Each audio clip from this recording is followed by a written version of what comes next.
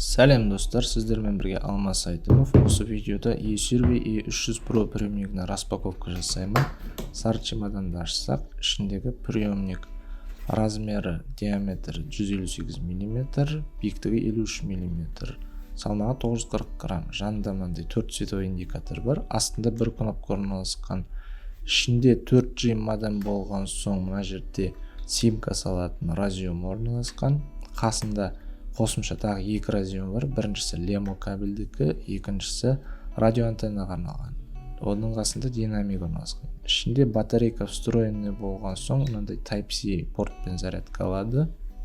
Барлық спутниктермен жұмыс жасайды. Толық сипаттамасы Телеграмда бар. Келесі құрылғы ол смартфон контроллер P82 Android операциялық жүйесінде жұмыс істейді. Type-C мен зарядка алады. Артқы жағында крепленияға арналған тесігі бар. Салмағы жеңіл және де физикалық клавиатурасы бар. Және де сенсормен де істей беруге болады. Мынау бізде радио антенна, қуаты 1 Вт. Техникалық сипаттамасына қарасақ, базадан 3-5 км радиуста жұмыс істейді деп көрсеткен. Келесі бұл мини веха, ұзындығы 25 см.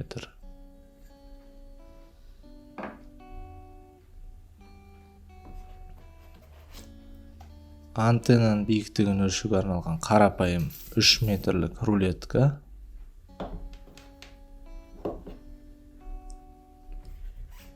Мынау адаптердің бір түрі, кішкентай адаптер.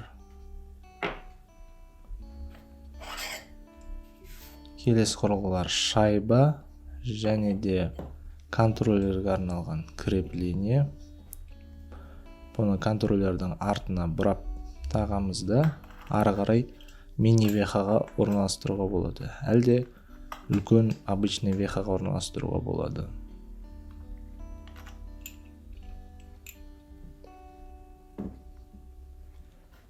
Келесі заттар бұл бізде зарядкілер, Type-C кабельмен, адаптердің өзі, екі түрлі зарядка, біреуі приемникке, екіншісі контроллерге.